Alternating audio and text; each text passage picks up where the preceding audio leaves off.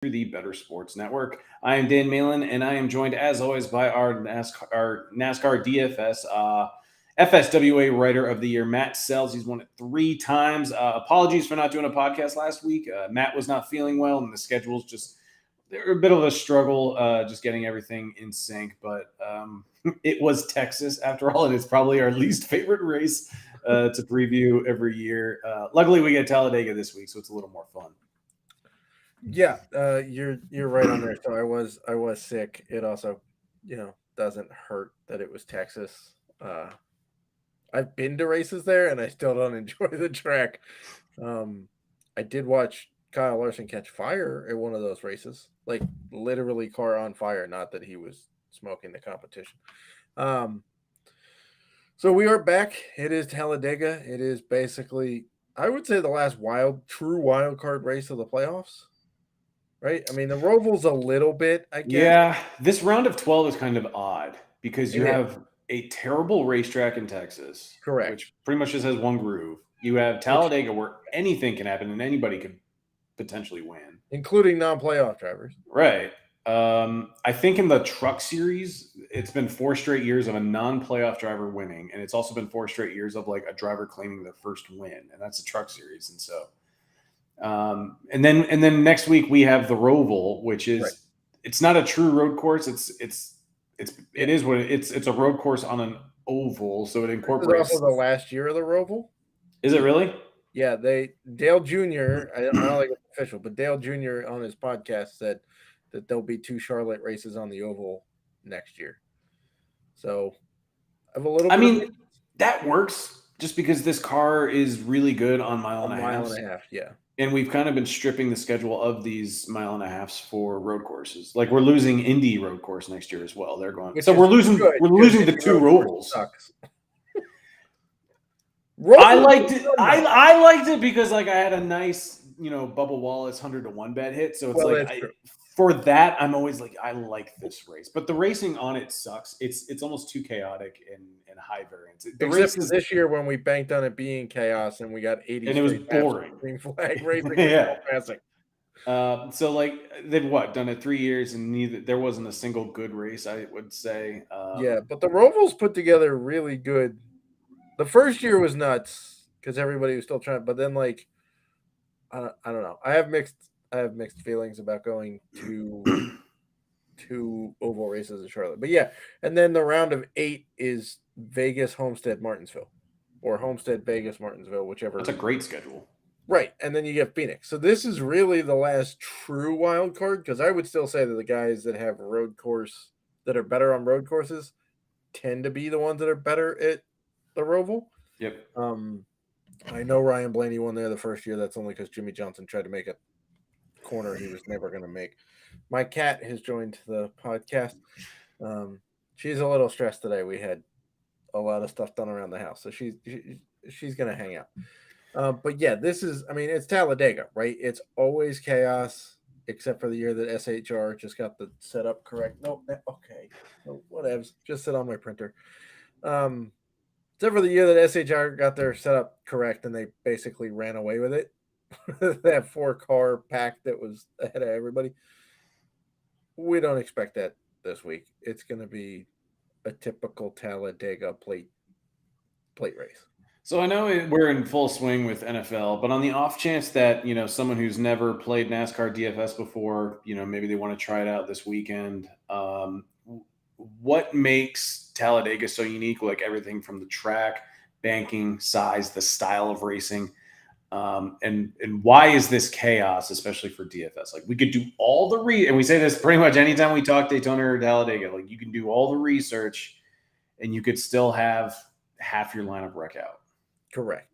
So what makes Talladega special? It's the biggest oval track on the circuit. It's 2.66 miles per lap. That is 1.16 miles bigger than Daytona. It is steeper than Daytona, both in the front stretch banking and the corner banking. And you and I both walked up the front stretch banking at Daytona, so anything steeper than that is pretty steep. It's a little wider than Daytona, so you get more. You can get about 4 cars wide. You can't really do that at Daytona. And additionally, what makes it spectacular and what leads to a lot of late race passing and last lap passing is the start finish line is about 2/3 of the way down the front stretch. So even if you come off turn 4 in the lead, you've got to go almost a mile holding the lead at Talladega, which is pretty hard to do. And what leads to chaos? Well, it's a plate track. What do we mean by that? They used to put restrictor plates in the engine. Now they don't actually do that. They just make you put in. Everybody has the same engine. Everybody has the same, to quote Dale Earnhardt Jr., big ass spoiler. And it basically means that all of the cars have the same horsepower, which means they basically go all the same speed. So you get 40 cars driving side by side or single file for the whole race, basically. You're not going to get gaps like we saw at Texas last week where, you got one guy who went out by 3, 5, 7 seconds and just kind of, ran away with stuff until something happened. The entire pack is going to be within like 2 seconds of each other, basically all day on Sunday. So that makes it chaotic because if somebody blinks wrong, has an itch, sneezes, just gets plain loose from the wind that they can't see, they can wreck out a bunch of people. Call it the big one. And that might sink your day on DFS. Now, we do always kind of touch on the importance of dominator points. Yes. At almost every track. Like next week, they're not going to really matter because it's a road course and there are fewer laps. However, it's not that dominator points don't matter for a super speedway. It's just they matter less. And they're also harder to predict. Like correct. The fastest laps on DraftKings, they're going to probably be fairly distributed throughout the field. Yes. No one will have like 15 plus dominator, 15 plus fastest laps. Like you might see one person with 10 to 12. It's still possible for someone to lead a ton of laps if they go single file. You could expect that to happen in stage 2.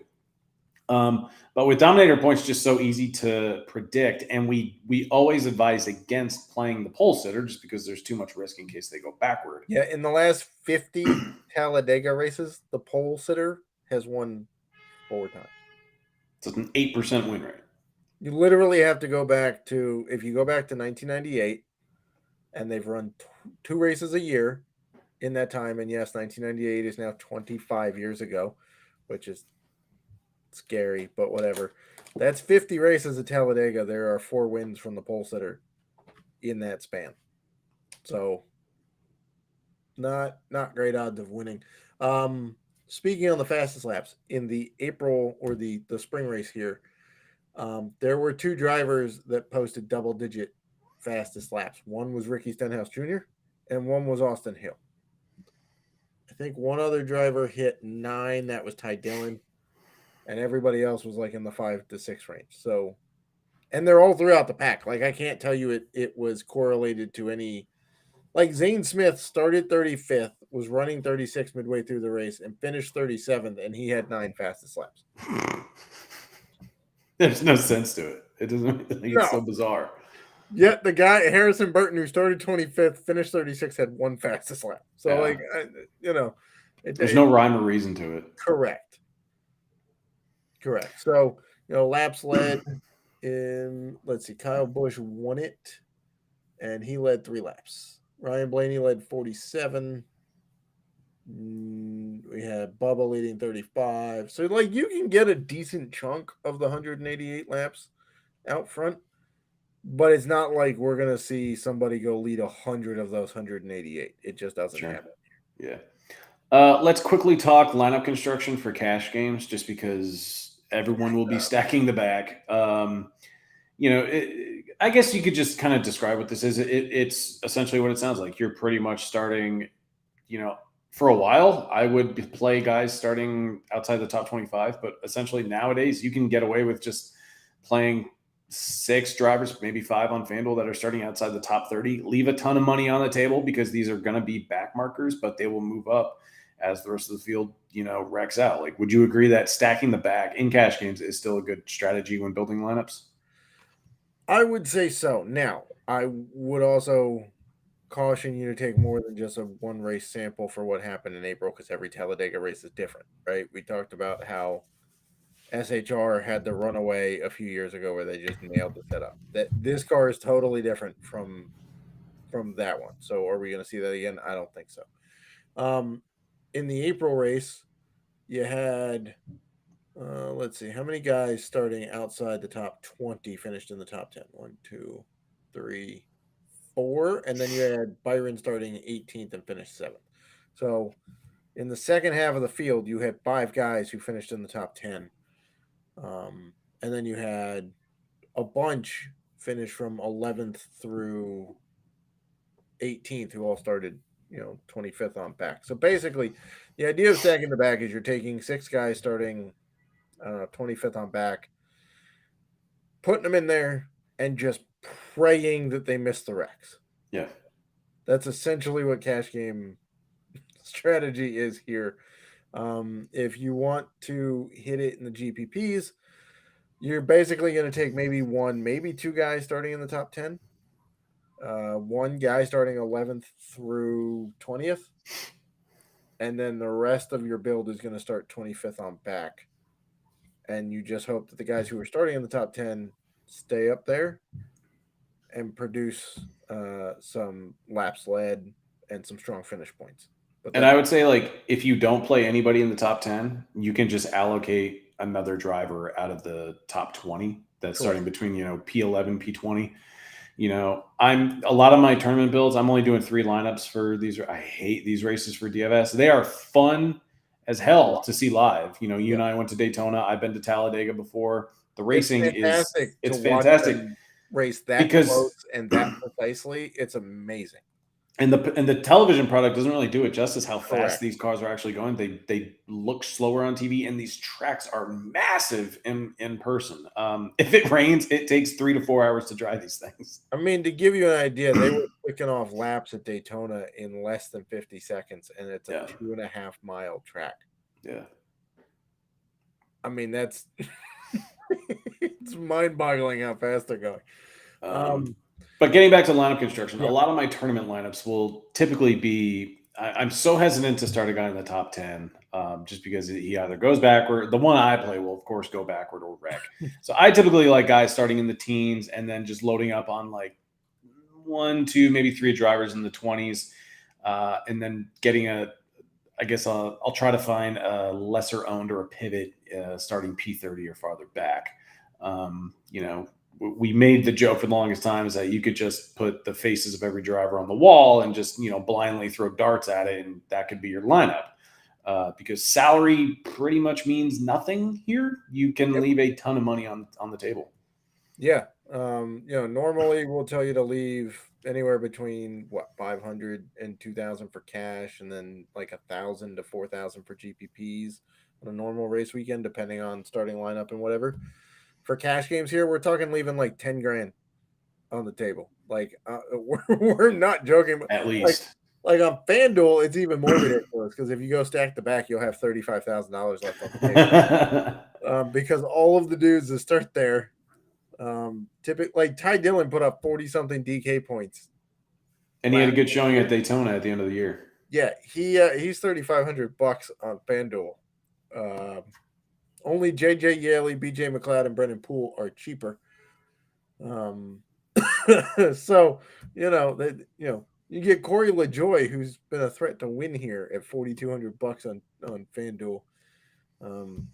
Sure. Am I going to come out with a playbook? Am I going to tell you that these are the guys that I'm comfortable playing? Yeah, but you got to take comfortable with a grain of salt this week because I could literally find a reason to write up everybody in the playbook. I would say the one driver that you could probably leave out for sure is Kyle Larson. Kyle Larson won't win a plate race. He's terrible here. And if you're going, well, Martin Truex has a similarly bad, Truex has never won a plate race. Okay, but Truex has a couple of runners up. He's won stages. He's got some top 5s in the next gen car. He's just had bad luck. Larson just has no clue how to drive these races. None. I'm looking up his driver averages, just his profile. Is your computer hysterically trying to do that? It's not good. All right. So in 17 career races at Talladega, he has a average starting position of 17.6 and an average finish of 23.4 with what looks like only one top five. Not great. At Daytona, average starting spot of 15.2, average finish of 22.6, 5 top 10s, but 0 top 5s. Just can't get it done. Nope. This is these are the tracks you don't look at, and we often don't talk about, aside from stacking the back, we also don't talk about stacking that much in NASCAR compared to, say, like NFL, where you're stacking a quarterback and a wide receiver, Right. or, and then you have a comeback stack, or, you stack baseball, because MLB is wrapping up this weekend. This weekend is the last of the regular season for MLB. You can stack at Talladega and Daytona races in NASCAR. What do we mean by that? Well, you can stack team and you can stack manufacturers, because a lot of them will work with each other, right? So a lot of the Fords will pit together. They'll try to maneuver in the pack so that they get a line of Fords going. Same with Chevys. Toyotas are a little tougher because there's only like 6 or 7 of them on the track, and they usually work with one of the other manufacturers. But you can sprinkle in some Toyotas. I have for a while now said that I like Fords more on plate tracks, but here at Talladega, Chevys have won the last 3 Talladega races. And the last 5 Talladega races have been won by guys starting 10th through 19th. Should we discuss why the Fords are so good on super speedways, like just aerodynamically? Yeah, I think it's 2 reasons. One, Jack Roush knows how to build really good engines. Like the Roush engines are really, really good, the Roush 8s ones. And those are what's in every single Ford, regardless if it's an RCR or, an RFK or, whatnot. But aerodynamically, the Fords have a flatter grill and they have a flatter back, rear bumper, which means you can square them up better. You can't see my hands if you're not watching on YouTube, but you can square them up better and get a cleaner push, as opposed to the Chevys, which you kind of have to get off center so that you don't actually wreck, push air in the wrong way. That being said, though, the Hendrick engines in pure straight line speed at plate tracks are usually very fast. Yeah, Alex Bowman's started on the front row of the last handful of Daytona 500s. I think 6 straight Daytona 500s he started Something like that, yeah. Do they race very well? Not necessarily, but they do have very good speed. So we can stack here. Aside from stacking the back, you can stack manufacturers. And please, for the love of God, if you're watching the race, put your phone in another room. Any device you will check your DraftKings and FanDuel lineup on should not be in the same room as you are watching the race, because it literally will not matter until after the checker flag, and then adjustments happen because there's guaranteed to be a wreck somewhere that they have to adjust the finish points for. Okay, it literally, in a blink of an eye, you could go from winning to not winning to winning to not winning. I remember for the second Atlanta race last year, I was watching the race, and I remember one lineup that I had, like every driver that I had was in this one build was running in the top 6. And I'm looking at the running order. I'm like, I have a lot of exposure to all those guys. And so I just opened the DK app, and this was only it was early in stage 2. And I look at the DK. Usually, by the way, when we're doing very well at stage 2. Yeah. And so I look at it, and I'm winning $14,000. And even Ryan Larkin, who's a friend of ours from Daily Fantasy Racing, he even texts me. He's like, "I see you at the top of the leaderboard," and I'm like, "Yeah, me too. It's just not going to hold." And so it's like, there's no point in checking your lineups midway through these races. I will tell this again. I'm sure regular subs are, but in the 2021? This is a good story, yeah. 2021 Daytona 500. Last turn of the race, turn 4 on the final lap. I am not winning anything. Literally zeros across the board on FanDuel. Joey Logano and Brad Keselowski, who were then at that point teammates, decide to have their standard teammate pissing contest Yeah. and wrecked each other because they couldn't decide who wanted to win. So they blocked each other and wrecked each other. And a lot of people had them because they're really good at plate racing normally. So they wreck out. McDowell wins. Not only did I hit him at 66-1 on the bet, which was very nice. Thank you, Michael McDowell. I went from winning nothing to a half a mile later winning $2,500. So It can happen here. Anything can happen here. And you and I were watching the Daytona race in person. We were winning money, and then the big one happened, and literally went away. Just set everything on fire, including the cars. So just enjoy the race. I mean, keep tabs on your guys, but don't go, oh, at one point 100 laps ago I was winning this, and then it yo-yoed to nothing, and then 3 laps later I was winning even more. Like, you're just going to hate yourself if you do that, because nothing you can do about it. All right, so we have less than 10 minutes to go. Do you want to just dive in and talk a few drivers, whether they're just like super speedway drafting specialists? We can also touch on some bets, because I do like betting. Like, it can be very fun to bet Talladega. It can be a blast. I'm in a state that doesn't allow it. So am I. But I'm kind of getting FOMO. But that's not true. I could drive across town to the casino and bet it in person. But do I have time to do that? I don't know. We'll see. We'll have to.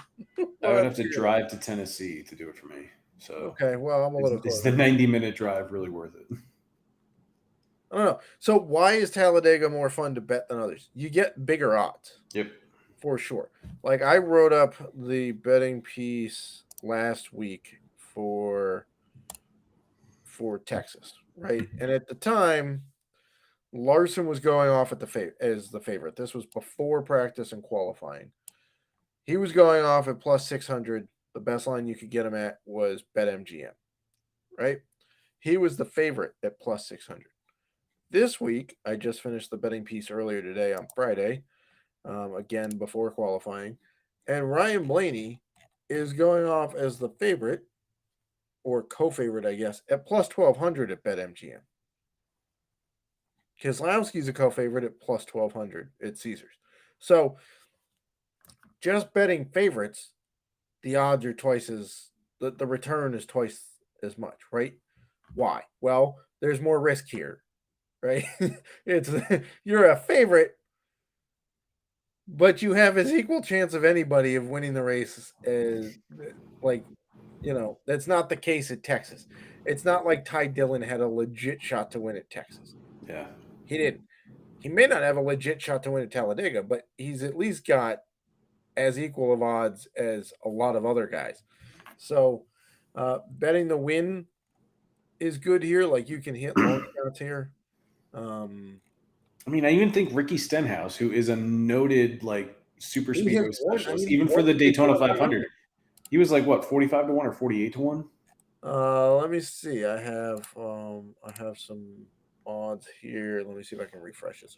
And I'm talking about when he won the Daytona 500. He was about. Oh yeah, he was at least 45-1. Yeah, something like that. 35-1, maybe something like that. Maybe. But let me see what he is for Talladega. He's 30-1. I don't know if I would take that. His best return, that's the best odds, is plus 3,000 at BetMGM. FanDuel has him at 20-1, DK 25-1, Caesars 22-1, and BetRivers 25-1. So I would take the 30-1 out of all of those. But like, Truex is going off at 28-1. He's a guy who has multiple top fives in the next gen car. He's got stage wins. He's been able to run pretty well. He just has to finish the race. But betting top 10 is also quite fun, because literally everybody in the field has a top 10 at Talladega. And you even had one before we started recording the podcast that you really liked, and I'm kind of on board with it if I could take it. Like, Ty Dillon right now is going off at plus 850 for a top 10. Not to win, not for a top 5. Top 10, a plus 850 odd at for a top 10 finish. He finished 11th at Daytona in the summer. He did. He did quite well. He's been improving. At each plate track this year, he's posted a better finish, including P11 at Daytona just a few weeks ago. He has a pretty good history of avoiding wrecks at plate tracks. And here, I don't care how bad the equipment is. I just don't, because it's all the same for Yeah. everybody. So, if you can snatch that up, then I would. I wouldn't bet him for anything better than that. But top 10 at plus 850, and that's on DK, by the way. He's so I would bet the plus 850, but I'm not sure I would bet the plus 700 at Caesars or the plus 550 at Bet Rivers. How do you feel about a driver like Kyle Busch? He won this race in the spring. He's got 3 wins on the year, but at the same time, he is of the 12 drivers remaining. He is currently 12th in the standings. He's only 17 points back, and this is the kind of race where you can potentially move back up into the top 8 if other guys are just wrecking out early, or if they just finish poorly. But Kyle Busch has kind of been on a cold streak. Has some good.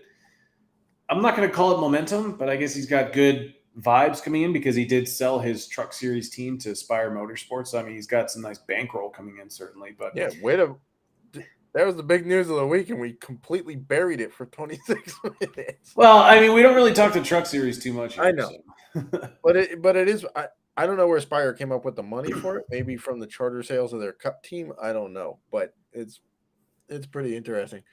To be perfectly honest, I did write up Kyle Busch as a win guy. I didn't put him in the top 10 because I think he's a guy who's either going to win or wreck out.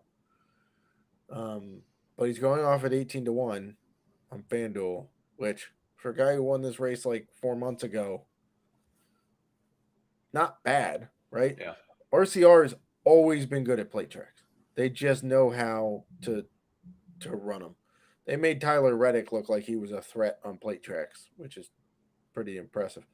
And I think he views this as his best shot to cement his spot in the round of 8.